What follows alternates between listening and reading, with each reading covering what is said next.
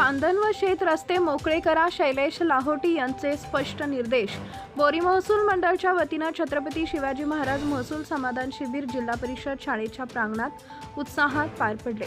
कार्यक्रमाच्या अध्यक्षस्थानी उपविभागीय अधिकारी शैलेश लाहोटी होते। यावेळी बोलताना लाहोटी यांनी पांदन रस्ते व शेत रस्ते मोकळे ठेवणे आवश्यक असून अतिक्रमण सहन केले जाणार नाही असे स्पष्ट केले। तसेच नागरिकांनी विविध महसूल विभागाच्या शिबिराचा लाभ घेऊन विविध शासकीय योजनांचा फायदा घ्यावा असे आवाहन केले। शिबिरात उत्पन्न, रहिवासी जातीचा दाखला, नॉन क्रिमिलियर व आर्थिक दुर्बल घटक प्रमाणपत्रांचे वितरण करण्यात आले। आर्थिक विभागांकडून शासनाच्या योजनांची माहिती देण्यात आली। तसेच आरोग्य शिबिर देखील आयोजित करण्यात आले।